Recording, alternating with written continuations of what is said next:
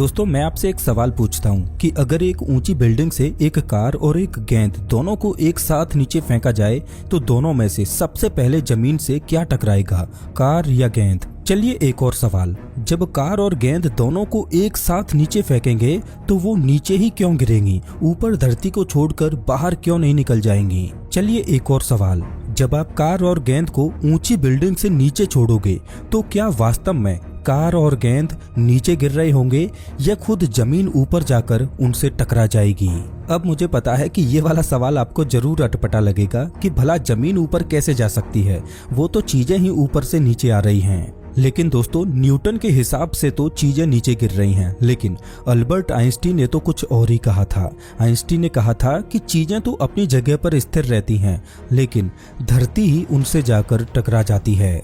लेकिन भला ऐसा कैसे हो सकता है, क्योंकि धरती तो गोल है। अगर धरती के दूसरी साइड में इसी तरह से एक्सपेरिमेंट को किया जाए तो धरती दूसरी साइड में भी चीजों से जाकर टकरा जाएगी। तो इस केस में तो धरती को एक्सप्लोड हो जाना चाहिए, लेकिन धरती तो हमें अपनी ही जगह पर स्थिर लगती है। तो भला कौन सही है, न्यूटन या अल्बर्ट आइंस्टीन।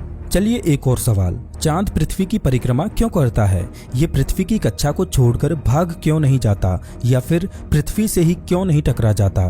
उसी तरह हमारी पृथ्वी सूर्य को छोड़कर स्पेस में क्यों नहीं चली जाती या सूर्य में ही क्यों नहीं गिर जाती। और एक और सवाल, ये ब्लैक होल का इवेंट होराइजन क्या होता है। आपने ये तो सुना होगा कि अगर किसी चीज ने ब्लैक होल के इवेंट होराइजन को पार कर लिया तो वो हमेशा के लिए ब्लैक होल में गिर जाएगी और कभी भी वापस नहीं लौट सकती। आखिर उस इवेंट होराइजन पर ऐसा क्या होता है। दोस्तों अभी तक मैंने आपसे जितने भी सवाल पूछे हैं उनसे एक बात तो साफ हो रही है कि ये सब खेल गुरुत्वाकर्षण यानी ग्रेविटी का है। लेकिन सवाल ये है कि वास्तव में ग्रेविटी है क्या। दोस्तों मेरा यकीन मानिए कि गुरुत्वाकर्षण यानी ग्रेविटी के बारे में आप जो भी जानते हो, आपकी वो सारी अवधारणाएं इस वीडियो में टूटने वाली हैं। ग्रेविटी वो नहीं जो आप जानते हो, बल्कि ग्रेविटी तो कुछ और ही है। और मेरा यकीन मानिए कि आपको पूरे इंटरनेट पर ग्रेविटी को इतनी आसान भाषा में कोई नहीं समझाएगा। तो चलिए जानते हैं ब्रह्मांड के सबसे बड़े रहस्य को कि ब्रह्मांड आखिर कैसे काम करता है। नमस्कार दोस्तों, मैं हूं श्याम तोमर, स्वागत करता हूं आपका इस वीडियो में। दोस्तों ग्रेविटी क्या है और ये कैसे काम करती है, इसको समझने से पहले हमारा ये जानना जरूरी है कि अगर ग्रेविटी ना होती तो दुनिया का क्या होता। दोस्तों सच तो ये है कि अगर ग्रेविटी ना होती तो हमारी दुनिया कभी बनती ही नहीं। वो ग्रेविटी ही है जिसने तारों को बनाया, ग्रहों को बनाया और आकाश गंगाओं यानी गैलेक्सीज को बनाया। सोचो अगर ग्रेविटी ना होती तो ना कोई ग्रह बना होता, ना कोई तारा बना होता, ना कोई गैलेक्सी बनती और ना ही मैं और आप बनते। और बिना ग्रेविटी के पूरा ब्रह्मांड सिर्फ गैस और धूल के कणों से भरा होता। ग्रेविटी एक अदृश्य धागे की तरह काम करती है जो इस पूरे ब्रह्मांड को बांधे हुए है। सोचो अगर ग्रेविटी सिर्फ 5 सेकंड के लिए गायब हो जाए तो हमारी दुनिया का क्या हाल होगा। दोस्तों सच तो ये है कि अगर ग्रेविटी सिर्फ 5 सेकंड के लिए ही छुट्टी पर चली जाए तो हमारी दुनिया में वो तबाही आएगी जिसकी आप कल्पना भी नहीं कर सकते। 5 सेकंड ये इतने कम लगते हैं, लेकिन इस छोटे से समय अंतराल में दुनिया का हाल पूरी तरह से बदल जाएगा। जैसे ही ग्रेविटी खत्म होगी उसी पल सभी लोग, जानवर, पानी, हवा, धूल, मिट्टी सब चीजें सीधा ऊपर तैरने लगेंगी। हमारी बॉडी के अंदर जो ब्लड का फ्लो है, ऑर्गन्स का प्रेशर है, वो सीधा ऊपर की ओर शिफ्ट करना शुरू कर देगा। चलती हुई कार, बस, ट्रेन सब हवा में उड़कर ड्रिफ्ट करने लगेंगी। समंदर का पानी ऊपर उठना शुरू कर देगा। ग्रेविटी खत्म होने की वजह से पृथ्वी की टेक्टोनिक प्लेट्स भी फ्री हो जाएंगी, जिससे जमीन में बड़े बड़े क्रैक्स होने लगेंगे। वोल्केनिक एक्टिविटीज बढ़ जाएंगी। इंसानों की बनाई गई बड़ी बड़ी इमारतें टूटकर बिखर जाएंगी। और जब 5 सेकंड बाद ग्रेविटी वापस आएगी तो जो चीजें हवा में उड़ी थीं वो वापस पूरी रफ्तार से नीचे गिरेंगी। समंदर का पानी जब नीचे आएगा तो वो बड़ी बड़ी लहरों में बदलकर शहरों को निगल जाएगा। दोस्तों हमें एहसास भी नहीं होता कि हमारी रोजमर्रा की जिंदगी में ग्रेविटी का कितना बड़ा योगदान है। एक बार सोचकर देखो कि बिना ग्रेविटी के क्या आप चल पाते, क्या आप अपनी चाय को कप में डालकर पी पाते। हम अपनी डेली लाइफ में छोटी मोटी चीजों पर ध्यान भी नहीं देते, लेकिन अगर हम दुनिया को गहराई से ऑब्जर्व करें तो हम पाएंगे कि हमारी दुनिया एक अदृश्य धागे की तरह इस तरह से बंधी हुई है जो हमारे पूरी दुनिया के संतुलन को बनाए हुए है। दोस्तों, ब्रह्मांड में ग्रेविटी तब से है जब से ब्रह्मांड का जन्म हुआ, लेकिन आज से करीब 2500 साल पहले तक लोगों को सिर्फ इतना पता था कि अगर किसी चीज को ऊपर फेंका जाए तो वो नीचे गिरती है, लेकिन उनको ये नहीं पता था कि आखिर वो चीजें नीचे क्यों गिरती हैं। उस समय लोग इसको सिर्फ प्राकृतिक घटना समझकर छोड़ देते थे। उस समय इसकी कोई साइंटिफिक डेफिनेशन नहीं थी और फोर्स नाम का तो कोई कॉन्सेप्ट था ही नहीं। बस चीजों का ऊपर से नीचे गिरना एक आम बात थी, जैसे सुबह सूरज का निकलना। उसके बाद आज से करीब 2350 साल पहले एक ग्रीक फिलोसोफर एरिस्टोटल ने चीजों के ऊपर से नीचे गिरने को समझाने की कोशिश की और मानव इतिहास में पहली बार एरिस्टोटल ने ग्रेविटी पर अपनी थ्योरी दी। एरिस्टोटल ने बताया कि अगर ऊपर से एक हल्की चीज और एक भारी चीज दोनों को एक साथ छोड़ा जाए तो जमीन पर भारी चीज हल्के ऑब्जेक्ट्स की अपेक्षा जल्दी और तेजी से गिरेगी। और आने वाले 2000 सालों तक दुनिया एरिस्टोटल की थ्योरी को सही मानती रही। एरिस्टोटल का इन्फ्लुएंस इतना स्ट्रॉन्ग था कि लोगों ने उन पर कभी डाउट ही नहीं किया कि उनकी थ्योरी गलत भी हो सकती है। समय आगे बढ़ता रहा और आज से करीब 425 साल पहले इटली में एक वैज्ञानिक पैदा हुए, गैलीलियो गैलीली। गैलीलियो एक ऐसे आदमी थे जो किसी की बात नहीं मानते थे। वो खुद से एक्सपेरिमेंट करके सच ढूंढने की कोशिश करते थे। गैलीलियो ने एक एक्सपेरिमेंट किया। उन्होंने पीसा के टावर से एक हल्की बॉल और एक भारी बॉल को एक साथ छोड़ा। गैलीलियो ने ऑब्जर्व किया कि दोनों बॉल एक ही समय पर जमीन पर गिरती हैं। ये देखकर गैलीलियो ने साबित किया कि चीजों के ऊपर से नीचे गिरने की स्पीड का उनके वजन से कोई लेना देना नहीं, चाहे भारी ऑब्जेक्ट हो या हल्का ऑब्जेक्ट हो। अगर दोनों को एक साथ छोड़ा जाए तो दोनों एक साथ ही जमीन पर आएंगे। गैलीलियो के इस कॉन्सेप्ट ने एरिस्टोटल के 2000 सालों से चली आ रही अवधारणा को गलत साबित कर दिया। ये ग्रेविटी को समझने का मानव इतिहास का पहला सॉलिड साइंटिफिक स्टेप था। हालांकि चीजें ऊपर से नीचे क्यों गिरती हैं, इसका जवाब गैलीलियो के पास भी नहीं था। फिर उसके बाद आज से करीब 410 साल पहले जोहानस केपलर नाम के वैज्ञानिक ने प्लैनेट्स का बिहेवियर ऑब्जर्व किया। केपलर ने अपने खुद के नियम बनाए कि प्लैनेट्स के सूर्य के चारों ओर घूमने की स्पीड और उनकी सूर्य से दूरी कैसे रिलेटेड है। केपलर ने सोलर सिस्टम के बारे में 3 नियम दिए, जिनमें पहला नियम था कि प्लैनेट्स सूर्य के चारों ओर सर्किल में नहीं बल्कि इलिप्स में घूमते हैं और इलिप्स के 2 सेंटर होते हैं जिनमें से सूर्य एक फोकस पर होता है। इसका मतलब है कि प्लैनेट सूर्य के कभी बहुत ज्यादा पास आता है तो कभी बहुत ज्यादा दूर जाता है। ये पहली बार किसी ने साइंटिफिकली प्रूव किया था। केपलर का दूसरा नियम था कि जब प्लैनेट सूर्य के पास से गुजरता है तो वो तेजी से घूमता है और जब प्लैनेट सूर्य से दूर होता है तो वो स्लो घूमता है। और केपलर ने तीसरा नियम दिया कि प्लैनेट सूर्य से जितना ज्यादा दूर होगा उसको सूर्य की एक परिक्रमा पूरी करने में उतना ही ज्यादा समय लगेगा। जैसे पृथ्वी सूर्य की एक परिक्रमा 1 साल में पूरी करती है, वहीं जुपिटर को सूर्य की एक परिक्रमा पूरी करने में 12 साल लगते हैं, तो नेपच्यून 165 सालों में सूर्य की एक परिक्रमा पूरी करता है। दोस्तों, केपलर ने प्लानिटरी सिस्टम को लेकर अपने खुद के नियम तो बनाए, लेकिन खुद केपलर के पास भी इसका कोई जवाब नहीं था कि ये सब क्यों होता है। उन्होंने सिर्फ कैसे होता है ये तो लिख दिया, लेकिन क्यों होता है ये उन्हें भी नहीं पता था। फिर आज से करीब 360 साल पहले की बात है। उस समय इंग्लैंड एक क्राइसिस से गुजर रहा था, क्योंकि उस समय इंग्लैंड में प्लेग नाम की महामारी तेजी से फैल रही थी। इस वजह से सभी स्कूल, कॉलेज और यूनिवर्सिटीज को बंद कर दिया गया और कैम्ब्रिज यूनिवर्सिटी भी बंद हो गई, जहां 23 साल का एक दुबला पतला लड़का पढ़ता था जो अपने में ही खोया रहता था, जिसका नाम था आइजैक न्यूटन। जब सभी लोग प्लेग से बचने के लिए शहरों से भाग रहे थे तो न्यूटन भी अपने गांव लौट आए। एक दिन न्यूटन अपने घर के बाहर सेब के पेड़ के नीचे बैठे थे। हल्की हल्की हवा चल रही थी और बादलों के पीछे से धूप उतर रही थी और तभी एक सेब हल्की सी आवाज के साथ उनके पास जमीन पर गिरा। वो सेब को देखते रहे और एक सवाल उनके दिमाग में फ्लैश हुआ कि सेब हमेशा नीचे ही क्यों गिरता है, वो बादलों में ऊपर क्यों नहीं चला जाता। ये एक छोटा सा सवाल था, पर इस सवाल ने पूरी विज्ञान को हिला दिया। न्यूटन सोचने लगे कि अगर सेब ऊपर से नीचे गिरता है तो क्या पृथ्वी सेब को नीचे खींच रही है, और अगर धरती सेब को नीचे खींच सकती है तो क्या ये खींचने की फोर्स दूसरी और चीजों पर भी काम करती होगी। न्यूटन ने सोचा कि अगर सेब नीचे गिरता है तो फिर चांद नीचे क्यों नहीं गिर जाता, जबकि चांद तो पृथ्वी के आसपास ही घूमता है। लेकिन स्पेस में गिरना और ऑर्बिट में घूमना, दोनों में क्या फर्क है। न्यूटन के दिमाग में तीसरा सवाल आया कि जो फोर्स सेब को नीचे खींचता है, क्या वही फोर्स चांद को पृथ्वी के ऑर्बिट में बनाए रखता है। दोस्तों, न्यूटन के दिमाग में आई ये सवाल मानव इतिहास के टर्निंग पॉइंट थे, क्योंकि अब विज्ञान की दशा और दिशा दोनों ही बदलने वाली थीं। न्यूटन ने सोचा कि जिस तरह से सेब धरती पर नीचे गिर रहा है, उसी तरह से चांद भी धरती पर नीचे गिर रहा है, लेकिन चांद नीचे गिरने के साथ साथ साइड में भी मूव कर रहा है, जिस वजह से चांद पृथ्वी के चक्कर काट रहा है।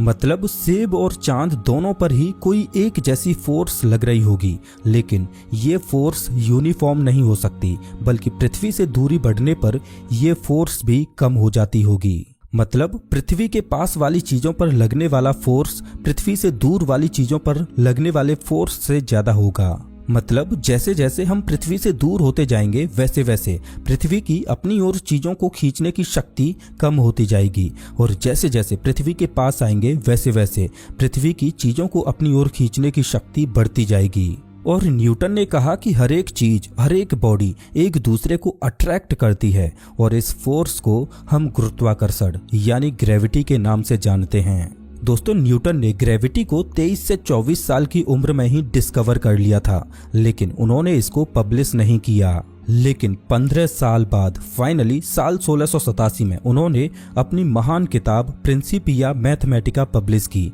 जिसमें न्यूटन की ग्रेविटी के लॉ पूरी दुनिया के सामने आए। और न्यूटन ने ग्रेविटी को गणितीय इक्वेशन में बांध दिया, और न्यूटन का ग्रेविटी का फॉर्मूला है F = G m1m2/r²। मुझे उम्मीद है कि आपने इस फॉर्मूला को स्कूल में कभी न कभी जरूर पढ़ा होगा। अब दोस्तों, यहाँ पर आपके दिमाग में एक सवाल आ सकता है कि चलो ठीक है कि सर आइजैक न्यूटन के हिसाब से सेब और चंद्रमा दोनों पर एक ही फोर्स काम कर रहा है, ग्रेविटी का। पृथ्वी की ग्रेविटी सेब को भी अपनी ओर खींच रही है और चंद्रमा को भी अपनी ओर खींच रही है, लेकिन चंद्रमा आखिर धरती पर क्यों नहीं गिर रहा, वो पृथ्वी के ऑर्बिट में ही क्यों घूम रहा है। तो इसका जवाब बड़ा ही आसान है। इसको हम एक एक्सपेरिमेंट से समझते हैं, जिसे कैनन बॉल एक्सपेरिमेंट कहते हैं। मान लो ये है हमारी पृथ्वी, और इस पृथ्वी पर ये एक बहुत ही ऊंचा पहाड़ है। इस पहाड़ के ऊपर हमने एक कैनन लगाई जो एक बॉल को फायर करती है। मान लो अगर कैनन बॉल को कम स्पीड से फायर करती है तो क्या होगा। बॉल कैनन से निकलेगी और आगे बढ़ेगी, लेकिन पृथ्वी की ग्रेविटी बॉल को अपनी ओर खींच लेगी और बॉल जमीन पर गिर जाएगी। लेकिन अगर कैनन बॉल को थोड़ी और तेज स्पीड से फायर करे तो क्या होगा।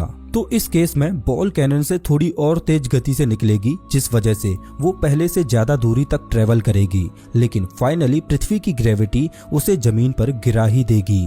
और अगर बॉल की स्पीड को थोड़ा और बढ़ाया जाए तो बॉल थोड़ी और दूरी तक तय करेगी। आप देख पा रहे होंगे कि पृथ्वी की ग्रेविटी बॉल को लगातार अपनी ओर खींच रही है। अगर बॉल में हम थोड़ी स्पीड और दे दें तो बॉल ज्यादा दूरी तक ट्रेवल कर पाती है। इसका कारण है कि पृथ्वी गोल है, इस वजह से बॉल पृथ्वी पर ज्यादा दूरी तक ट्रेवल कर पा रही है। लेकिन क्या होगा अगर हम इस बॉल को थोड़ी और स्पीड से फायर करें तो। दोस्तों, इस केस में पृथ्वी की ग्रेविटी हर पॉइंट पर बॉल को अपनी ओर खींचने का प्रयास करेगी, लेकिन अब बॉल में इतनी स्पीड होगी कि वो पृथ्वी के गोल कर्वेचर की वजह से हर बार जमीन को मिस कर जाएगी। मतलब बॉल तो हर पॉइंट पर पृथ्वी पर गिर रही है, लेकिन बॉल में एक साइडवेज गति भी है जो बॉल को जमीन पर टकराने से पहले ही आगे धकेल देती है, जिससे बॉल पृथ्वी के ऑर्बिट में लगातार घूमती रहेगी, जिसे फ्री फॉल भी कहा जाता है। जिसका मतलब है कि ग्रेविटी लगातार उस बॉल को नीचे गिराती रहेगी, लेकिन वो ऑब्जेक्ट पृथ्वी के कर्वेचर की वजह से हर बार जमीन को मिस कर जाता है। दोस्तों, ठीक इसी तरह से चंद्रमा पृथ्वी के ऑर्बिट में चक्कर काटता है और स्पेस में भेजे गए सभी सैटेलाइट्स और स्पेस स्टेशन भी फ्री फॉल हो रहे हैं। और ठीक इसी तरह से हमारी पृथ्वी और सौर मंडल के अन्य ग्रह सूर्य की परिक्रमा कर रहे हैं। दोस्तों अब एक बार के लिए सोचिए कि क्या होगा अगर हम कैनन बॉल थोड़ी और स्पीड से फायर करें। तो इस केस में बॉल इतनी स्पीड से आगे बढ़ेगी कि पृथ्वी की ग्रेविटी उसे अपनी ओर खींचने की कोशिश तो करेगी, लेकिन बॉल में इतनी ज्यादा स्पीड होगी कि वो पृथ्वी की ग्रेविटी को हराकर सीधा अंतरिक्ष में चली जाएगी। यानी बॉल में ज्यादा स्पीड होने की वजह से वो पृथ्वी के ऑर्बिट में रुकेगी ही नहीं। दोस्तों इसी को एस्केप वेलोसिटी बोला जाता है। एस्केप वेलोसिटी वो मिनिमम स्पीड होती है जिसकी मदद से कोई ऑब्जेक्ट किसी प्लैनेट की ग्रेविटी को हराकर उससे बाहर निकल जाता है। दोस्तों हमारी पृथ्वी की एस्केप वेलोसिटी 11.2 किलोमीटर प्रति सेकंड है, यानी लगभग 40,000 किलोमीटर प्रति घंटे है। मतलब अगर आपने किसी बॉल को 11.2 किलोमीटर प्रति सेकंड की रफ्तार से ऊपर फेंका तो वो हमेशा के लिए धरती को छोड़कर स्पेस में चली जाएगी। अब दोस्तों हर एक प्लैनेट और तारे की अलग अलग एस्केप वेलोसिटी होती है। जिस प्लैनेट या स्टार की जितनी ज्यादा ग्रेविटी होगी तो उसकी उतनी ही ज्यादा एस्केप वेलोसिटी होगी। दोस्तों आज से करीब 350 साल पहले सर आइजैक न्यूटन ने ग्रेविटी के बारे में जो एक्सप्लेनेशन दिया वो इतना परफेक्ट था कि उससे आप किसी प्लैनेट के ऑर्बिट को कैलकुलेट कर सकते हो, किसी एस्ट्रॉयड या कॉमेट के पाथ को कैलकुलेट कर सकते हो, समुद्र में उठने वाले टाइड्स को कैलकुलेट कर सकते हो। न्यूटन की ग्रेविटी के लॉ से सब कुछ प्रेडिक्ट किया जा सकता है। उस समय पूरी दुनिया सोचती थी कि बस ग्रेविटी का सीक्रेट मिल गया, अब साइंस कंप्लीट हो गई। न्यूटन एक लीजेंड बन चुके थे। आने वाले 200 सालों तक किसी ने भी न्यूटन की बातों पर सवाल उठाने की हिम्मत ही नहीं की। लेकिन आज से लगभग 145 साल पहले जर्मनी के एक शहर उल्म में एक साधारण से परिवार में एक बच्चा पैदा होता है। वो बच्चा दूसरे बच्चों से अलग था। उसने काफी लेट बोलना शुरू किया था। वो एक शांत स्वभाव का लड़का था। टीचर्स तो उसको मंद बुद्धि बोलते थे। पढ़ने में वो बच्चा एवरेज था, लेकिन उस बच्चे के अंदर एक खास बात थी, वो थी जिज्ञासा हर चीज का जवाब जानने की। दोस्तों वो बच्चा कोई और नहीं बल्कि खुद अल्बर्ट आइंस्टीन थे। दोस्तों जब अल्बर्ट आइंस्टीन बड़े हुए तो वो स्विस पेटेंट ऑफिस में क्लर्क की जॉब करने लगे। अल्बर्ट आइंस्टीन की एक खास बात थी, वो थी उनकी इमेजिनेशन। आइंस्टीन अपनी कल्पनाओं में ब्रह्मांड की गहराइयों में खो जाया करते थे। एक बार अल्बर्ट आइंस्टीन ने कल्पना की कि अगर मैं लाइट बीम पर बैठकर प्रकाश की रफ्तार से ट्रेवल करूं तो मुझे दुनिया कैसी दिखाई देगी। दोस्तों अल्बर्ट आइंस्टीन की इस इमेजिनेशन ने फिजिक्स की जड़ों को हिला दिया। अब मैं आपको जो आगे बताने वाला हूं उसको थोड़ा ध्यान से सुनना। देखिए न्यूटन ने ग्रेविटी को एक फोर्स बताया जो कि इंस्टेंट यानी तात्कालिक होता है। इसको आप ऐसे समझिए कि मान लो आपने रस्सी में एक छोर पर एक भारी गेंद को बांधा और रस्सी के दूसरे छोर को पकड़कर आप इस तरह से घूमते हो। तो इस केस में आप देख पा रहे होंगे कि आपने रस्सी कसकर पकड़ रखी है और बॉल आपके चारों ओर घूम रही है। ग्रेविटी इस रस्सी की तरह ही काम करती है जो बॉल को अपनी ओर खींचती रहती है। लेकिन सोचिए घूमते घूमते अचानक से ये रस्सी टूट जाए तो क्या होगा। तो दोस्तों इस केस में जैसे ही रस्सी टूटेगी वैसे ही बॉल आपके चारों ओर घूमने की बजाय एक सीधी रेखा में आपसे दूर भाग जाएगी। दोस्तों ये घटना तात्कालिक यानी इंस्टेंट होगी।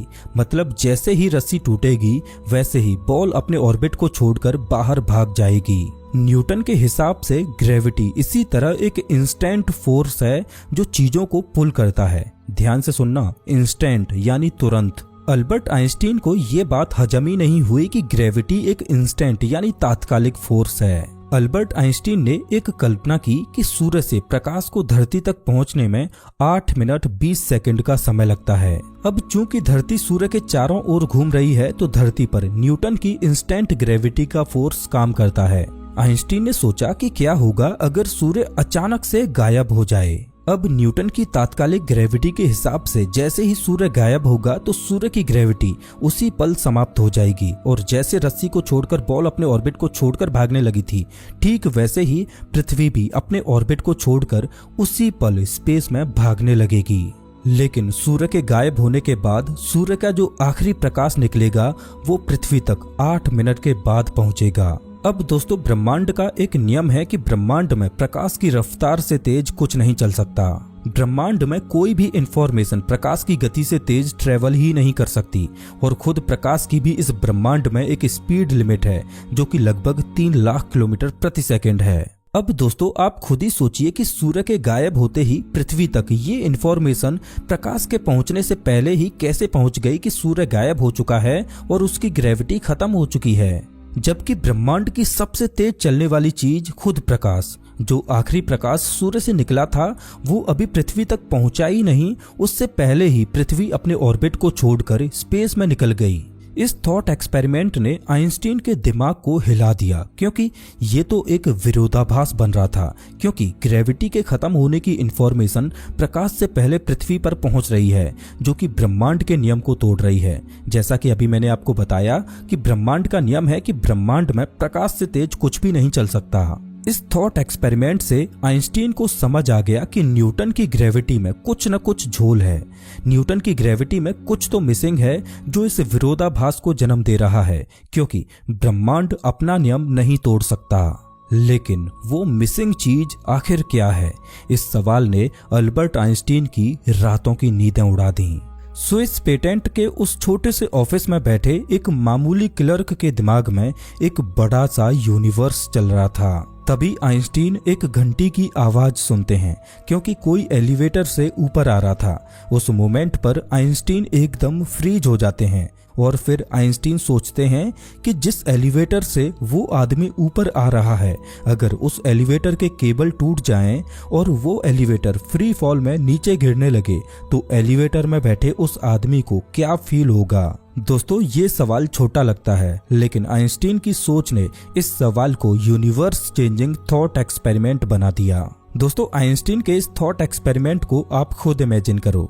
मान लो कि आप किसी ऊंची बिल्डिंग के टॉप फ्लोर पर हो और एलिवेटर से नीचे आ रहे हो और अचानक एलिवेटर की केबल टूट जाती है और एलिवेटर फ्री फॉल में धरती पर गिरने लगता है। तो इस सिचुएशन में आप फील करोगे कि आप लिटरली फ्लोट कर रहे हो। आपको अपने शरीर का वजन महसूस ही नहीं होगा, क्योंकि फ्री फॉल की स्थिति में आपकी बॉडी एलिवेटर के फर्श पर कोई दबाव ही नहीं डालेगी। आप देखोगे कि आपके आसपास कागज, किताबें और आप खुद सब तैर रहे हैं। यानी एलिवेटर जब फ्री फॉल में गिरेगा तो आप एलिवेटर के अंदर कोई भी फोर्स फील नहीं करोगे, लिटरली आप जीरो ग्रेविटी फील करोगे। मतलब फ्री फॉल की स्थिति में ग्रेविटी का असर खत्म हो जाएगा। अब दोस्तों मानकर चलिए कि ब्रह्मांड में आप जो भी चीजें देखते हो वो गायब हो जाएं। धरती, चंद्रमा, सूर्य, यहाँ तक कि सभी गैलेक्सी भी। मतलब ब्रह्मांड में जो भी चीजें ग्रेविटी पैदा करती हैं वो गायब हो जाएं और आप इस सुनसान ब्रह्मांड में अकेले बचे हो। अब चूंकि ब्रह्मांड में कोई ग्रेविटी है ही नहीं, तो इस सिचुएशन में आप अपने आप को बिल्कुल वेटलेस फील करोगे, ठीक वैसे ही जैसे आप उस फ्री फॉल में गिरते हुए एलिवेटर में फील कर रहे थे। आप मेरी बात को थोड़ा ध्यान से सुनना और कड़ियों को जोड़ते जाना। फ्री फॉल में एक एलिवेटर ऊंची बिल्डिंग से नीचे गिर रहा है और उसमें मौजूद आपको एलिवेटर का फ्लोर फील ही नहीं हो रहा, क्योंकि आप एलिवेटर के फ्लोर पर कोई फोर्स नहीं लगा पा रहे। अब सोचिए दूसरा सिनेरियो कि ब्रह्मांड में कोई भी ग्रेविटी नहीं है और आप स्पेस में फ्री फ्लोट कर रहे हो। अब मान लो कि आप फ्री फ्लोट की स्थिति में एक एलिवेटर के अंदर हो, तो दोस्तों इन दोनों ही सिनेरियो में आपको एक जैसा फील होगा, जीरो ग्रेविटी। आखिर क्यों? फ्री फॉल की स्थिति में आपके लिए पृथ्वी वाली ग्रेविटी आखिर कहाँ गायब हो गई? जैसे ही एलिवेटर धरती की सतह से टकराएगा तो आपको अपना वजन फील होने लगेगा। आप देखोगे कि आप अपने पैरों से एलिवेटर के फ्लोर पर फोर्स लगा रहे हो। जैसे ही एलिवेटर धरती से टकराएगा तो आप ग्रेविटी को फील करोगे। ऐसा लगेगा जैसे आपके लिए ग्रेविटी वापस आ गई है। अब चलिए दूसरे सिनेरियो की ओर। मान लो जो एलिवेटर स्पेस में फ्लोट कर रहा है वो अचानक से ऊपर की ओर एक्सेलरेट करने लगे। तो इस सिनेरियो में होगा ये कि जैसे ही एलिवेटर ऊपर की ओर एक्सेलरेट करेगा तो एलिवेटर का फ्लोर आपके पैरों से टकराएगा और आपके पैरों पर फोर्स लगाते हुए आपको ऊपर की ओर धकेलेगा। आपको लिटरली ये फील होगा मानो आप एलिवेटर के फ्लोर पर अपने पैरों से फोर्स लगा रहे हो। एलिवेटर के अंदर आपको अपना वजन फील होने लगेगा। ऐसा लगेगा जैसे आपके लिए ग्रेविटी आ गई हो। ये फोर्स ठीक वैसा ही होगा जैसे आप किसी बस में बैठे हो और बस आगे की ओर एक्सेलरेट कर रही है तो आप पर पीछे की ओर एक धक्का लगता है। दोस्तों वैसे मैं आपको बता दूं कि बहुत से लोग स्पीड और एक्सेलरेशन में कंफ्यूज्ड रहते हैं। अगर आपने एक्सेलरेशन को समझ लिया तो समझो आपने ग्रेविटी को समझ लिया। देखिए, अगर कोई कार 100 किलोमीटर प्रति घंटे की रफ्तार से चल रही है तो ये उस कार की स्पीड यानी वेलोसिटी हुई। लेकिन ये कार कभी न कभी रेस्ट में भी थी। उस समय कार की रफ्तार 0 किलोमीटर प्रति घंटा थी, मतलब विराम अवस्था। अब जैसे ही आपने गैस पेडल दबाया वैसे ही कार आगे की ओर बढ़ने लगती है। अब कैच ये है कि गैस पेडल के दबाते ही कार इंस्टेंट 100 किलोमीटर प्रति घंटे की रफ्तार से नहीं भागेगी, बल्कि वो धीरे धीरे 100 किलोमीटर प्रति घंटे की रफ्तार को पकड़ेगी। जैसे वो 0 से शुरू होकर पहले 10 किलोमीटर प्रति घंटे की स्पीड पर पहुंचेगी, फिर 20, 30, 40, 50 और धीरे धीरे 100 किलोमीटर प्रति घंटे की रफ्तार तक पहुंच जाएगी। तो दोस्तों इसी को एक्सेलरेशन कहते हैं। मतलब जितने समय तक कार की रफ्तार फाइनल स्पीड यानी 100 किलोमीटर प्रति घंटे की रफ्तार तक पहुंचने में बढ़ती जाएगी, उतने समय तक कार एक्सेलरेट करेगी। उसके बाद कार एक कांस्टेंट स्पीड यानी 100 किलोमीटर प्रति घंटे की स्पीड से चलने लगेगी। अब दोस्तों एक्सेलरेशन ज्यादा होगा या कम, ये इस बात पर डिपेंड करता है कि कार कितनी जल्दी अपनी फाइनल स्पीड तक पहुंचती है। अब दोस्तों एक बात ध्यान से सुनिए, जितने समय तक कार एक्सेलरेट करेगी उतने समय तक आप पीछे की ओर एक धक्का महसूस करेंगे। अगर कार का एक्सेलरेशन ज्यादा होगा तो आप पर लगने वाला धक्का भी ज्यादा होगा, और अगर एक्सेलरेशन कम होगा तो आप पर लगने वाला धक्का भी कम होगा। अब दोस्तों वापस आते हैं अल्बर्ट आइंस्टीन के एलिवेटर पर। जो एलिवेटर स्पेस में फ्री फ्लोट कर रहा था, अगर वो ऊपर की ओर एक्सेलरेट करने लगे तो एलिवेटर का फ्लोर आपके पैरों पर धक्का लगाएगा, या यूं कहें कि आपके पैर एलिवेटर के फ्लोर पर फोर्स लगाएंगे। अब दोस्तों अगर एलिवेटर 9.8 मीटर प्रति सेकंड स्क्वायर के एक्सेलरेशन से ऊपर की ओर एक्सेलरेट करे तो आपके पैर एलिवेटर के फ्लोर पर ठीक उतना ही फोर्स लगाएंगे जितना फोर्स आपके पैर धरती पर खड़े होकर लगाते हैं। इसका मतलब समझ पा रहे हो कि ग्रेविटी कुछ और नहीं बल्कि खुद एक्सेलरेशन है। इस थॉट एक्सपेरिमेंट ने अल्बर्ट आइंस्टीन के दिमाग को हिलाकर रख दिया और उनके मुंह से सिर्फ एक ही वाक्य निकला, एक्सेलरेशन और ग्रेविटी अलग अलग नहीं बल्कि एक ही चीज है। Acceleration and gravity are the same thing. अब अल्बर्ट आइंस्टीन को ये बात तो समझ आ गई कि ग्रेविटी कोई फोर्स तो नहीं है, बल्कि ग्रेविटी एक इल्यूजन है, एक भ्रम, एक छलावा है जो फोर्स की तरह बिहेव तो करती है पर है नहीं। और अल्बर्ट आइंस्टीन के इस थॉट एक्सपेरिमेंट ने न्यूटन के सदियों से चले आ रहे ग्रेविटी के नियम को चुनौती दे दी। न्यूटन ने ग्रेविटी को एक फोर्स बताया था, लेकिन आइंस्टीन के हिसाब से ग्रेविटी कोई फोर्स है ही नहीं। अब दोस्तों ग्रेविटी कोई फोर्स नहीं है तो सवाल अब भी वही है कि ग्रेविटी आखिर है क्या।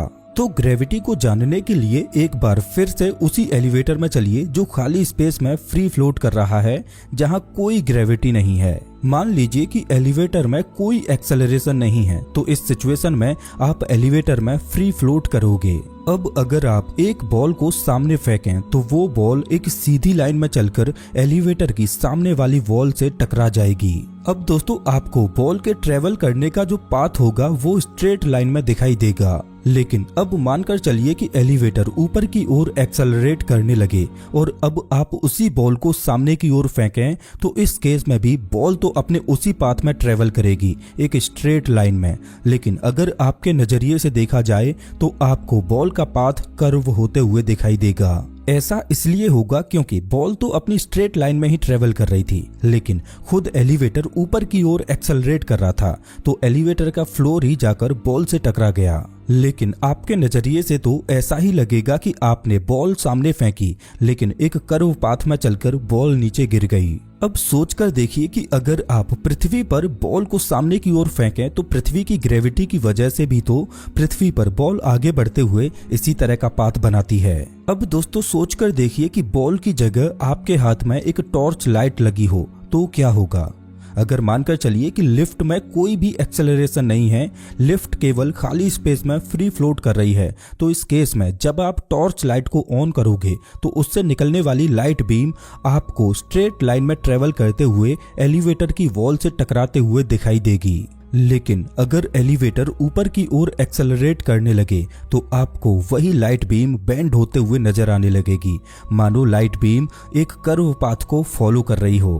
अब दोस्तों आप यहाँ पर एक तर्क दे सकते हो कि चलो माना एलिवेटर में बॉल के ट्रेवल करने का पाथ और पृथ्वी पर बॉल के ट्रेवल करने का पाथ बिल्कुल एक जैसा होगा, लेकिन अगर हम पृथ्वी पर किसी टॉर्च लाइट को ऑन करें तो पृथ्वी पर टॉर्च से निकलने वाला लाइट बीम हमें कर्व पाथ में ट्रेवल करते हुए दिखाई क्यों नहीं देता। तो दोस्तों इसका जवाब बड़ा ही सिंपल है। मानकर चलो कि एलिवेटर 9.8 मीटर प्रति सेकंड स्क्वायर के एक्सेलरेशन से ऊपर की ओर एक्सेलरेट करे, तो दोस्तों ये एक्सेलरेशन ठीक उतना ही होगा जितना पृथ्वी की ग्रेविटी है। इस केस में लाइट बेंड तो होगी, लेकिन वो इतनी बेंड नहीं होगी कि हम लाइट के कर्वेचर को फील कर पाएं।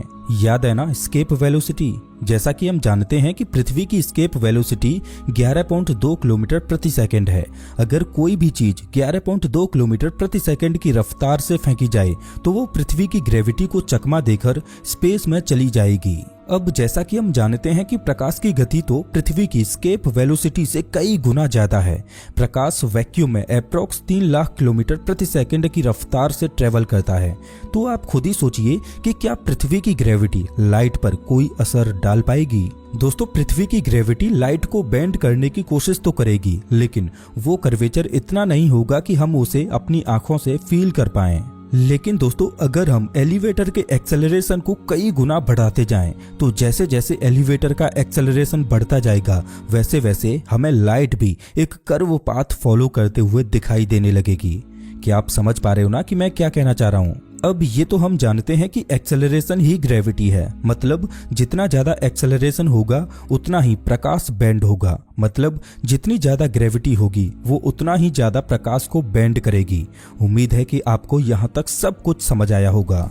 अब दोस्तों आप मुझे एक बात बताइए कि अगर एक्सेलरेशन ही ग्रेविटी है तो ये तो हम जानते हैं कि एलिवेटर ऊपर की ओर एक्सेलरेट कर रहा है, इसलिए एलिवेटर के अंदर हमें ग्रेविटी का एहसास होता है। लेकिन पृथ्वी तो ऊपर की ओर एक्सेलरेट नहीं कर रही, फिर हमें पृथ्वी पर ग्रेविटी का एहसास क्यों होता है। तो दोस्तों अल्बर्ट आइंस्टीन ने हमें इस सवाल का बड़ा ही मजेदार जवाब दिया कि पृथ्वी पर हमें ग्रेविटी इसलिए फील होती है क्योंकि खुद स्पेस टाइम ही पृथ्वी की ओर खींचा चला आता है। अब ये क्या भला है। दोस्तों ग्रेविटी वास्तव में क्या है और ये कैसे काम करती है, इसको समझने से पहले आपको स्पेस को समझना होगा। दोस्तों स्पेस एक रंगमंच की तरह है जहां यूनिवर्स अपने करतब दिखाता है। जिस तरह से बिना रंगमंच के जादूगर अधूरा है, उसी तरह से बिना स्पेस के यूनिवर्स अधूरा है। जादूगर को अपनी जादू दिखाने के लिए रंगमंच की जरूरत होती है, जिसे हम स्टेज बोलते हैं। जादूगर के इस रंगमंच में कई ऐसे सीक्रेट्स छिपे होते हैं जो दर्शकों को नजर नहीं आते। उस रंगमंच पर जादूगर उन सीक्रेट्स का फायदा उठाकर अपने जादू के करतब दिखाता है और लोगों को एंटरटेन करता है। अगर देखा जाए तो जादूगर का असली जादू उस स्टेज के बैक एंड में छिपा होता है, जिसे लोग सामने से नहीं देख पाते। दोस्तों खुद ब्रह्मांड भी एक बहुत बड़ा जादूगर है और ब्रह्मांड रूपी जादूगर को अपनी जादू दिखाने के लिए एक रंगमंच यानी एक स्टेज की जरूरत पड़ती है, और ब्रह्मांड का रंगमंच खुद स्पेस है। दोस्तों जब भी मैं स्पेस बोल रहा हूँ तो आपके दिमाग में क्या आता है? क्या कोई खाली जगह आती है? चलिए स्पेस को इमेजिन करते हैं। मान लो कि अभी आप अपने आसपास जो भी देख रहे हो वो एक एक करके सब कुछ गायब होता जाता है। आपके सामने जो गाड़ी खड़ी है वो गायब हो जाती है, घर गायब हो जाता है, आसपास के पेड़ पौधे गायब हो जाते हैं, आसमान में उड़ने वाले जहाज गायब हो जाते हैं, और जिस धरती पर आप खड़े हो वो भी गायब हो जाती है, और हमारा सूर्य भी गायब हो जाता है। अब आपको अपने आसपास क्या दिखाई देगा? आप देख पाओगे कि ब्रह्मांड असंख्य तारों से भरा पड़ा है। चलिए मानकर चलते हैं कि वो भी गायब हो जाते हैं। ब्रह्मांड का आखिरी तारा तक गायब हो जाता है। ब्रह्मांड में अब कोई गैलेक्सी नहीं, कोई आकाशीय पिंड नहीं, और इस सुनसान ब्रह्मांड में सिर्फ आप अकेले बचे हो और पूरा ब्रह्मांड अंधेरे से भरा हुआ है। अब आप मुझे ये बताइए कि आप अपने आसपास क्या देखोगे? क्या आप कोई खाली जगह देखोगे? नहीं। अब आप अपने आसपास जो भी देखोगे वो स्पेस होगा, और आपको बता दूं कि खुद स्पेस कोई खाली जगह नहीं है। अल्बर्ट आइंस्टीन ने कहा था कि स्पेस अपने आप में एक फिजिकल एंटिटी है। जिस तरह से आप पानी को छू सकते हो उसी तरह आप स्पेस को भी छू सकते हो, लेकिन बस फर्क ये है कि जब आप पानी को छूते हो तो आपको पानी फिजिकल फॉर्म में फील होता है कि आप पानी को टच कर रहे हो। इसका कारण ये है कि हमारे शरीर की जो लिमिटेशन है वो हमारी 3D दुनिया तक ही सीमित है, यानी हम अपनी दुनिया को 3 डायमेंशंस में महसूस करते हैं, लंबाई, चौड़ाई और ऊंचाई। इन तीनों डायमेंशंस में हम कहीं भी आ जा सकते हैं और तीनों डायमेंशंस को हम अपने हिसाब से कंट्रोल करते हैं। आप अपने आसपास जो भी फिजिकल चीजें देखते हो वो सभी 3 डायमेंशनल स्ट्रक्चर हैं, चाहे कोई बॉल हो, एरोप्लेन हो, पहाड़ हो या खुद हम इंसान, सब के सब 3D दुनिया में बने हुए हैं। यहाँ तक कि खुद पानी के मॉलिक्यूल्स हैं वो खुद 3D स्ट्रक्चर हैं। ब्रह्मांड का छोटे से छोटा कण यानी एक इलेक्ट्रॉन तक एक 3D स्ट्रक्चर है। तो दोस्तों, हम इस 3D दुनिया में जितनी भी चीजें देखते हैं उन सब के टच को हम फिजिकली फील कर सकते हैं, लेकिन स्पेस वो तो अपने आप में एक चौथी डायमेंशन है जिसके अंदर हमारी ये 3D दुनिया काम करती है। अब चूंकि स्पेस एक हायर डायमेंशन है और हमारे भौतिक शरीर के सेंसेज केवल 3D दुनिया तक ही सीमित हैं, इसीलिए हम स्पेस को छू तो सकते हैं लेकिन हम स्पेस की फिजिकल फॉर्म को महसूस नहीं कर पाते। अगर आपने इंटरस्टेलर मूवी देखी है तो उसकी एंडिंग में एक सीन है जिसमें फिल्म का मेन कैरेक्टर जिसका नाम कूपर है वो एक ब्लैक होल के अंदर गिरता है और एक टेसरेक्ट में पहुंच जाता है। वो टेसरेक्ट एक 5 डायमेंशनल दुनिया थी जिसमें कूपर स्पेस टाइम को फिजिकल रूप में देखता है। जिस तरह से हम अपनी 3D दुनिया में चीजों को छू सकते हैं उसी तरह कूपर लिटरली उस 5 डायमेंशनल दुनिया में स्पेस टाइम को फिजिकल रूप में छू सकता है। कूपर ऐसा इसलिए कर पाया क्योंकि वो 5वें डायमेंशन में रहकर चौथे डायमेंशन को कंट्रोल कर रहा था। अगर हम अपनी बात करें तो हम एक 4 डायमेंशनल दुनिया में रहते हैं जिसमें रहकर हम केवल 3 डायमेंशंस को ही कंट्रोल कर सकते हैं। उसी तरह कूपर 5 डायमेंशनल दुनिया में रहकर चौथी डायमेंशन स्पेस टाइम को कंट्रोल कर रहा था, लेकिन दूसरी साइड में कूपर की बेटी मौजूद थी जो कि 4 डायमेंशनल दुनिया में थी हमारी तरह। तो कूपर तो अपनी बेटी को देख पा रहा था लेकिन उसकी बेटी को हायर डायमेंशन का कुछ भी दिखाई नहीं दे रहा था। उसकी बेटी को लग रहा था कि उसके आसपास कोई भूत है जो उसे दिखाई नहीं दे रहा। उसी तरह से स्पेस हमारे आसपास है लेकिन उसे हम छू नहीं सकते क्योंकि स्पेस एक हायर डायमेंशन की चीज है। लेकिन मैं आपको बता दूं कि स्पेस अपने आप में एक चौथी डायमेंशन नहीं बल्कि स्पेस और टाइम दोनों मिलकर एक चौथी डायमेंशन बनाते हैं जिसे स्पेस टाइम कहा जाता है। अब ये स्पेस टाइम क्या है इसको हम वीडियो में आगे जानेंगे, उससे पहले स्पेस को समझते हैं। अब जैसा कि आप जान पाए होंगे कि स्पेस तो एग्जिस्ट करता है जो अपने आप में कोई खाली चीज नहीं है, बस हमारी लिमिटेशन है कि हम स्पेस को फिजिकल रूप में टच नहीं कर पाते। लेकिन दोस्तों, मैं आपको बता दूं कि ये स्पेस अपने आप में एक मजेदार चीज है। जिस तरह से हमारी 3D दुनिया में चीजों की फिजिकल प्रॉपर्टी होती है, जैसे पानी, आप पानी को जिस कंटेनर में रखोगे वो उसी की शेप ले लेगा। पानी में अगर आप कोई पत्थर मारो तो उसमें रिपल्स बनने लगेंगे। पानी को आप अपने हिसाब से कंट्रोल कर सकते हो। दोस्तों, इसी तरह स्पेस की भी अपनी खुद की कुछ यूनिक प्रॉपर्टीज होती हैं, जैसे आप स्पेस को ट्विस्ट कर सकते हो, स्ट्रेच कर सकते हो, कंप्रेस कर सकते हो, इसमें रिपल्स पैदा कर सकते हो, स्पेस को आप बेंड कर सकते हो। लेकिन दोस्तों, स्पेस को यूनिवर्स में केवल मास और एनर्जी ही कंट्रोल कर सकती हैं और अल्बर्ट आइंस्टीन की इक्वेशन E=mc² के हिसाब से मास और एनर्जी दोनों एक ही चीज हैं। उम्मीद है कि आप स्पेस को समझ पा रहे होंगे। स्पेस वो रंगमंच है जिसमें ब्रह्मांड रूपी जादूगर खगोलीय पिंडों को फैलाकर जादू दिखाता है। ब्रह्मांड में हमें तारे, ग्रह और गैलेक्सीज तो दिखाई देती हैं, लेकिन इन सब के बीच स्पेस एक बैक स्टेज की तरह काम करता है। जादूगर को अपना जादू दिखाने के लिए स्टेज की जरूरत है और ब्रह्मांड को अपना करतब दिखाने के लिए स्पेस की जरूरत है। चलिए अब जानते हैं कि ये स्पेस टाइम क्या होता है। आप मुझे एक बात बताइए, अगर मैं आपसे पूछूं कि आप अभी कहां पर हो, तो हो सकता है कि आपका जवाब हो कि मैं अभी अपने रूम में हूं या इस सिटी में हूं, तो वो एड्रेस स्पेस में कहीं ना कहीं जरूर एग्जिस्ट करता है। अगर आप कहो कि मैं पृथ्वी पर हूं, तो दोस्तों स्पेस में पृथ्वी का भी कोई ना कोई एड्रेस है जहां पर अभी हमारी पृथ्वी मौजूद है। मेरे कहने का मतलब ये है कि आप अभी कहाँ पर हो तो आपका जो भी एड्रेस होगा वो स्पेस के किसी न किसी पॉइंट पर जरूर एग्जिस्ट करता है। एग्जाम्पल के लिए अगर आप कहो कि मैं अभी दिल्ली में हूँ तो दोस्तों गौर से सुनना, आपने अपने एड्रेस में मुझे दो चीजें बताई हैं। पहली, उस जगह के कोऑर्डिनेट्स यानी स्पेस के किस पॉइंट पर दिल्ली मौजूद है। जैसा कि हम जानते हैं कि हमारी दुनिया 3 डायमेंशनल है, तो स्पेस के इन तीनों डायमेंशंस में किस पॉइंट पर दिल्ली मौजूद है, पहली चीज तो आपने ये बताई। दूसरी चीज आपने बताई समय, यानी आप अभी के समय में दिल्ली में हो। अब दोस्तों अगर मैं आपसे पूछूं कि आप 1 साल पहले कहाँ थे, तो दोस्तों इस बार आप 1 साल पहले जहाँ होंगे उस जगह का एड्रेस बताओगे। अगर मैं आपसे पूछूं कि आप आज सुबह कहाँ थे या कल दोपहर कहाँ थे, तो हो सकता है कि आज सुबह आप अपने घर पर हों और कल दोपहर आप अपने स्कूल, कॉलेज या ऑफिस में हों। मेरे कहने का मतलब है कि आपके एड्रेस में हमेशा दो चीजें रहेंगी। पहली, आपके द्वारा बताया गया एड्रेस 3 डायमेंशनल स्पेस के किन कोऑर्डिनेट्स पर पड़ता है, और दूसरा किस समय पर पड़ता है, यानी टाइम।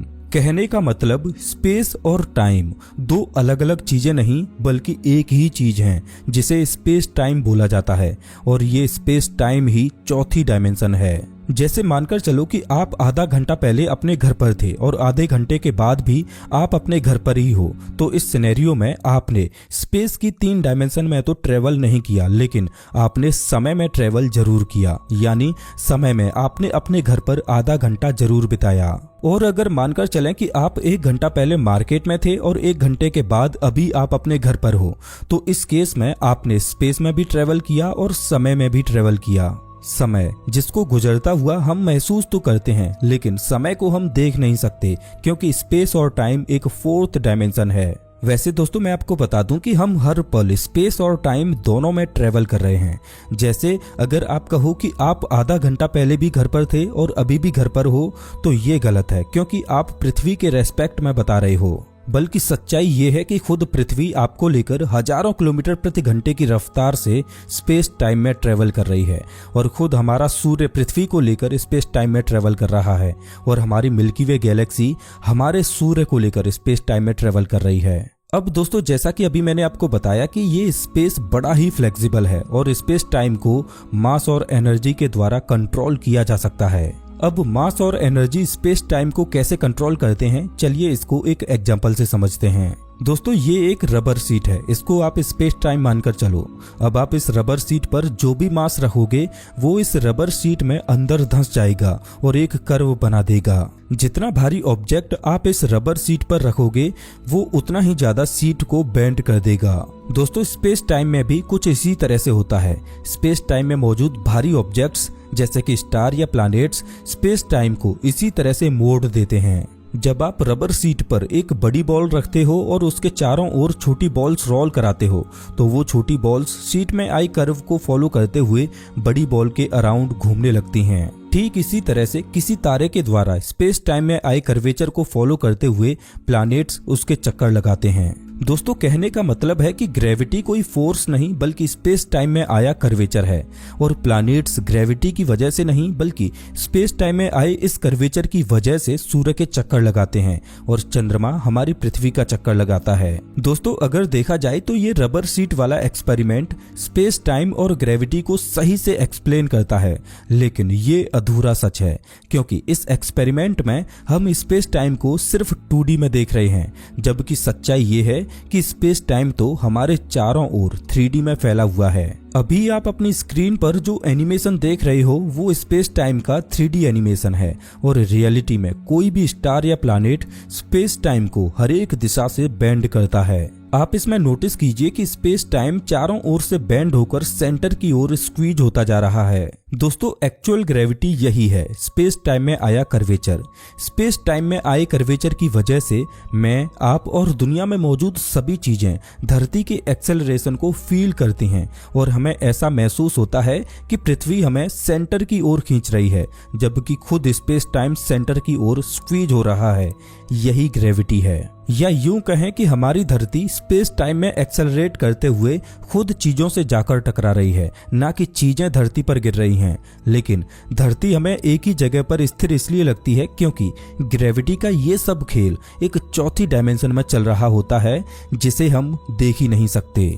हमारी सोच 3 डायमेंशन की है, इसीलिए हमें लगता है कि अगर धरती चारों दिशाओं से एक्सेलरेट कर रही है तो धरती को एक्सप्लोड कर जाना चाहिए। लेकिन वास्तव में धरती 3 डायमेंशन में नहीं बल्कि चौथी डायमेंशन में एक्सेलरेट कर रही है और हम उसी चौथी डायमेंशन के एक्सेलरेशन को फील करते हैं। न्यूटन ने ग्रेविटी को हमारी 3D दुनिया के हिसाब से एक्सप्लेन किया, लेकिन आइंस्टीन ने ग्रेविटी को चौथी डायमेंशन के हिसाब से एक्सप्लेन किया।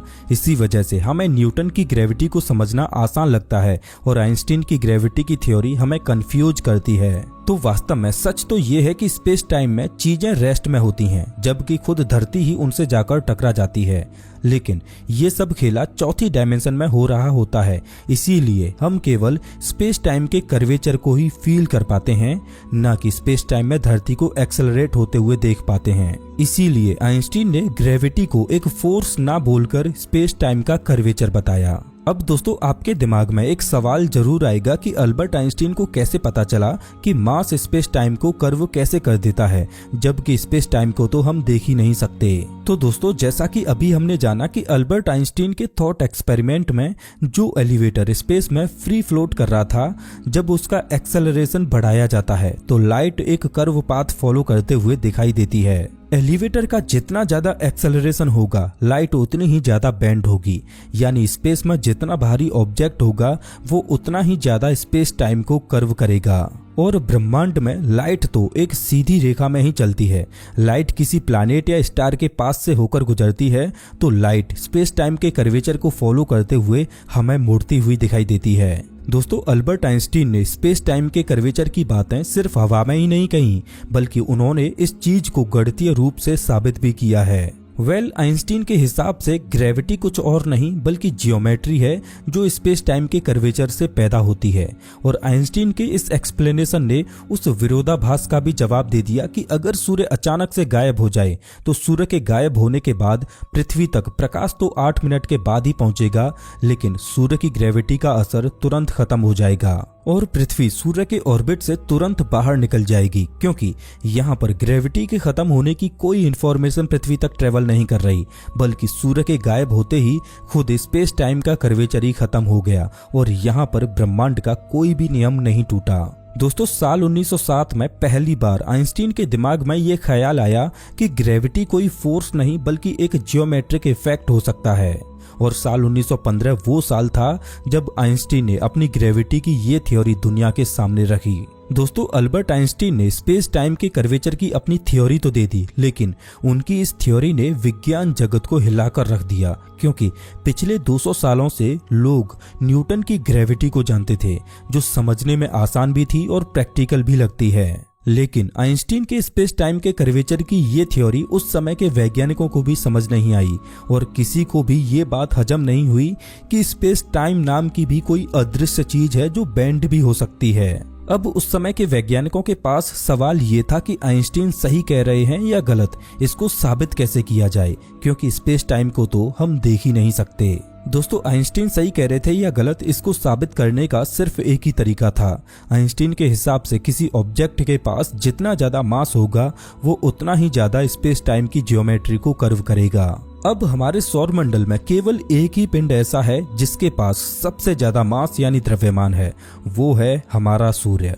तो हमारे सौरमंडल के सूर्य को स्पेस टाइम की ज्योमेट्री को सबसे ज्यादा प्रभावित करना चाहिए। तो इसको देखने के लिए आइडिया ये था कि मान लो ये सूर्य है और ये है हमारी धरती और ये सूर्य के पीछे कोई तारा है। अब इस तारे से जो लाइट निकलेगी उसको सीधी रेखा में चलते हुए पृथ्वी तक पहुंचना चाहिए, लेकिन सूर्य बीच में आ जाएगा तो सूर्य हमारे विजन को ब्लॉक कर देगा और हम पृथ्वी से इस तारे को नहीं देख सकते। लेकिन अगर अल्बर्ट आइंस्टीन सही है तो सूर्य के मास ने अपने आसपास के स्पेस टाइम को कर्व कर दिया होगा, जिससे इस तारे से निकलने वाला प्रकाश जब सूर्य के पास से गुजरेगा तो वो स्पेस टाइम के कर्वेचर को फॉलो करते हुए बेंड होकर पृथ्वी तक जरूर पहुंचना चाहिए और हमें ये तारा सूर्य के पीछे होने के बावजूद भी दिखाई देना चाहिए। लेकिन देखने में ये तरीका जितना आसान लग रहा था, वास्तव में ये उतना आसान था नहीं, क्योंकि जैसा कि हम जानते हैं कि अगर हमें इस तारे को देखना है तो हमें सूर्य की ओर देखना होगा। और दिन में सूर्य की रोशनी इतनी तेज होती है कि सूर्य की रोशनी की वजह से दिन में हमें तारे दिखाई ही नहीं देते। लेकिन एक तरीका है जिससे इस एक्सपेरिमेंट को किया जा सकता है। अगर कैसे भी करके दिन में सूर्य की रोशनी को धरती पर आने से रोक लिया जाए, जिससे दिन में ही धरती पर अंधेरा हो जाए और हम दिन में ही तारों को देख सकें। लेकिन दिन के समय में सूर्य से पृथ्वी तक आने वाली रोशनी को सिर्फ एक ही चीज रोक सकती है, वो है खुद हमारा चंद्रमा। जैसा कि हम जानते हैं कि दिन के समय में पूर्ण सूर्य ग्रहण यानी टोटल सोलर एक्लिप्स होता है, उस दिन चंद्रमा सूर्य के ठीक सामने होता है, जिस वजह से सूर्य हमें दिखाई नहीं देता। अब वैज्ञानिकों के पास आइंस्टीन की थ्योरी को जांचने के लिए सिर्फ एक ही दिन का इंतजार था कि किस दिन टोटल सोलर एक्लिप्स होगा। तो दोस्तों 29 मई साल 1919 ये वो दिन था जिस दिन टोटल सोलर एक्लिप्स की घटना घटने वाली थी और वैज्ञानिक कम्युनिटी इस दिन का बेसब्री से इंतजार कर रही थी। फाइनली 29 मई 1919 का वो दिन भी आता है। सूर्य ग्रहण लगना शुरू होता है और धीरे धीरे चंद्रमा सूर्य को ढक लेता है और अंधेरा छाने लगता है और धीरे धीरे दिन में तारे टिमटिमाने लगते हैं। और फिर वो घटना घटती है जिसका वैज्ञानिक बेसब्री से इंतजार कर रहे थे। जो तारा सूर्य के ठीक पीछे था वो अब सूर्य के ठीक ऊपर दिखाई देने लगता है। जो तारा सूर्य के पीछे था वो तारा लिटरली सूर्य के ऊपर दिखाई दे रहा था, कुछ इस तरह से, जो कि एक इल्यूजन, एक भ्रम की तरह था, क्योंकि तारा अपनी एक्चुअल पोजीशन पर दिखाई न देकर दूसरी जगह पर दिखाई दे रहा था। अल्बर्ट आइंस्टीन बिल्कुल सही बोल रहे थे कि ग्रेविटी वास्तव में एक फोर्स है ही नहीं, बल्कि ग्रेविटी तो स्पेस टाइम का कर्वेचर है। दोस्तों अल्बर्ट आइंस्टीन ने तो ये भी कहा था कि जब दो ब्लैक होल्स आपस में टकराते हैं या दो न्यूट्रॉन स्टार्स आपस में टकराते हैं या किसी बड़े तारे में एक सुपरनोवा विस्फोट होता है तो स्पेस टाइम के इस फैब्रिक में रिपल्स आ जाते हैं, बिल्कुल वैसे ही जैसे पानी में पत्थर मारने पर रिपल्स पैदा होते हैं। आइंस्टीन ने स्पेस टाइम के इस फैब्रिक में आए रिपल्स को ग्रेविटेशनल वेव नाम दिया और कहा कि ब्रह्मांड में ये ग्रेविटेशनल वेव प्रकाश की गति से ट्रेवल करती हैं। अब दोस्तों मजे की बात सुनिए कि ग्रेविटेशनल वेव का कॉन्सेप्ट अल्बर्ट आइंस्टीन ने साल 1916 में दिया था, लेकिन वास्तव में अल्बर्ट आइंस्टीन सही थे या गलत इसको साबित करने के लिए हमारे पास उस समय कोई टेक्नोलॉजी थी ही नहीं और पूरे 100 साल लग गए इस बात को साबित करने में कि आइंस्टीन सही थे या गलत। दोस्तों 14 सितंबर 2015 की बात है। यूएसए में लीगो डिटेक्टर के सेंसर्स ने स्पेस टाइम में बहुत ही छोटे छोटे रिपल्स को मेजर किया। दरअसल पृथ्वी से 1.3 बिलियन लाइट ईयर्स दूर दो ब्लैक होल्स आपस में टकराए और कोलिजन से जो ग्रेविटेशनल वेव्स पैदा हुई वो धरती तक पहुंची। ये पहली बार था जब दुनिया ने ग्रेविटेशनल वेव्स को ऑब्जर्व किया और 100 साल पहले की गई अल्बर्ट आइंस्टीन की प्रेडिक्शन बिल्कुल सही थी। अब दोस्तों जैसा कि हम जान चुके हैं कि जितना ज्यादा मास होगा वो स्पेस टाइम को उतना ही ज्यादा बेंड करता है, तो फिर ब्लैक होल के केस में क्या होता है, क्योंकि ब्लैक होल के पास तो इनफाइनाइट मास होता है। तो दोस्तों आपको बता दूं कि ब्लैक होल स्पेस टाइम को लिटरली पूरी तरह से फाड़ देता है। ब्लैक होल स्पेस टाइम को किस तरह से प्रभावित करता है इसको अल्बर्ट आइंस्टीन के एलिवेटर वाले थॉट एक्सपेरिमेंट से समझिए। देखिए जैसा अभी हमने जाना कि स्पेस में फ्री फ्लोट कर रहे एलिवेटर का जैसे जैसे एक्सेलरेशन बढ़ाया जाएगा वैसे वैसे लाइट के पाथ का कर्वेचर बढ़ता ही जाएगा। अब सोचिए एलिवेटर का एक्सेलरेशन इतना बढ़ा दिया जाए कि जैसे ही लाइट सोर्स से निकले वैसे ही एलिवेटर का फ्लोर लाइट से टकरा जाए। दोस्तों आप कल्पना कीजिए कि एलिवेटर कितने हाई एक्सेलरेशन से ऊपर जा रहा होगा कि जो प्रकाश 3 लाख किलोमीटर प्रति सेकंड की स्पीड से आगे बढ़ता है वो अपने सोर्स से जैसे ही निकला वैसे ही एलिवेटर का फ्लोर उस लाइट से टकरा गया। दोस्तों कुछ इसी तरह से ब्लैक होल स्पेस टाइम को इस तरह से फाड़ देता है कि ब्रह्मांड की सबसे तेज चलने वाली चीज खुद लाइट भी ब्लैक होल के अंदर सीधी समा जाती है। अब इस चीज को कैनन बॉल वाले एक्सपेरिमेंट से इमेजिन कीजिए जिसमें पृथ्वी की जगह एक ब्लैक होल हो और कैनन की जगह एक टॉर्च लाइट हो जो एक लाइट बीम को फ्लैश कर सके। जब इस टॉर्च से लाइट बीम निकलेगी तो वो आगे बढ़ने की बजाय सीधे नीचे गिरने लगेगी और ब्लैक होल में समा जाएगी। अब आप खुद ही अंदाजा लगाइए कि एक ब्लैक होल की एस्केप वेलोसिटी कितनी होगी जो ब्रह्मांड की सबसे तेज चलने वाली चीज लाइट को भी बाहर नहीं निकलने दे रही।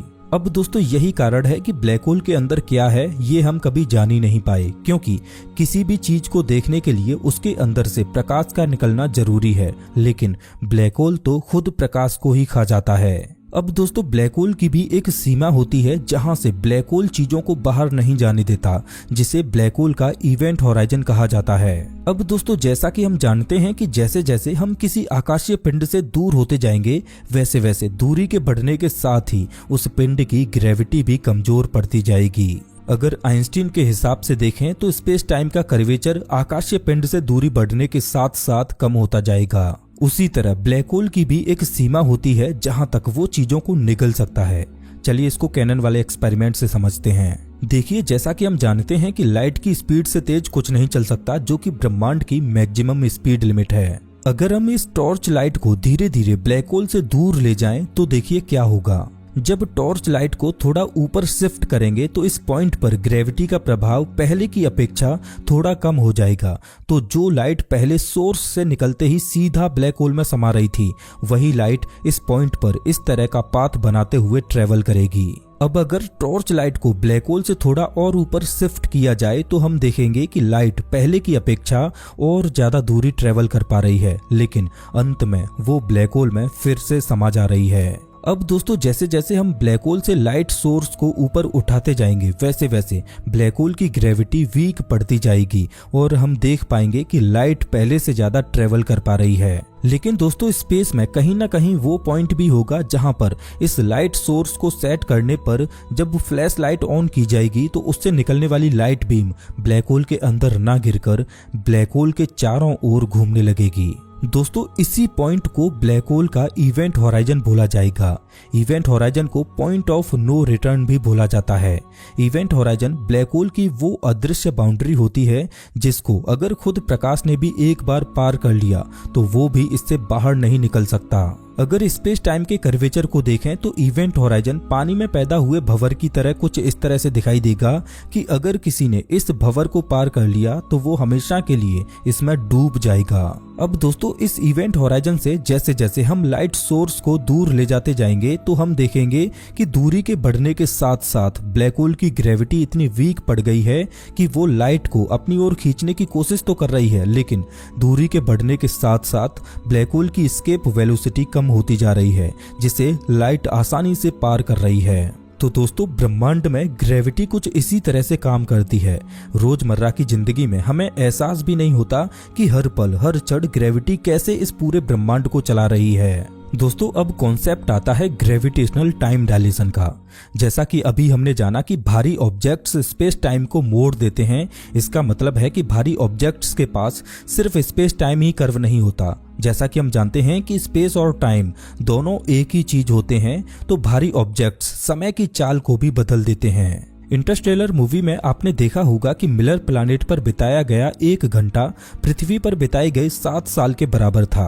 दोस्तों 2 ग्रहों पर समय का ये डिफरेंस कोई साइंस फिक्शन नहीं है, बल्कि ये ब्रह्मांड की एक हकीकत है। ब्रह्मांड में जिस जगह पर ग्रेविटी का प्रभाव ज्यादा होता है वहां समय की चाल धीमी हो जाती है, यानी वहां समय धीमी रफ्तार से गुजरता है और एक ब्लैक होल की सिंगुलरिटी में समय पूरी तरह से रुक जाता है। यानी अगर आप ब्लैक होल की सिंगुलरिटी में पहुंच गए तो आपके लिए समय कभी आगे बढ़ेगा ही नहीं। वैसे दोस्तों मैंने इंटरस्टेलर मूवी को पूरी डिटेल में एक्सप्लेन किया है, खासकर मूवी की एंडिंग को, जिसमें ज्यादातर लोग कंफ्यूज रहते हैं। अगर आप चाहो तो इस वीडियो के बाद आप उस वीडियो को देख सकते हो। अब दोस्तों आपके मन में एक सवाल जरूर आया होगा कि आखिर ग्रेविटी की वजह से समय धीमा क्यों हो जाता है और ये ग्रेविटेशनल टाइम डायलेशन क्या बला है। तो दोस्तों ग्रेविटेशनल टाइम डायलेशन एक ब्रॉड टॉपिक है जिसको हम बड़ी ही आसान और देशी भाषा में अगले वीडियो में समझेंगे, क्योंकि ये वीडियो ऑलरेडी बहुत बड़ा बन चुका है। तब तक आप स्क्रीन पर दिखाई दे रही इस इंटरस्टेलर मूवी के एक्सप्लेनर वीडियो को एंजॉय कीजिए। मिलता हूं मैं आपसे अगले वीडियो में, तब तक के लिए नमस्कार।